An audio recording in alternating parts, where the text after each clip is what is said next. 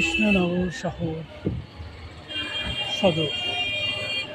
এই সদর কৃষ্ণনগর, এখানে আছে একটা hospital, state bank of India, LIC of India, আছে মুখ্য স্বাস্থ্য আধিকারিকীকরণ, chief medical officer of health, আছে অনেক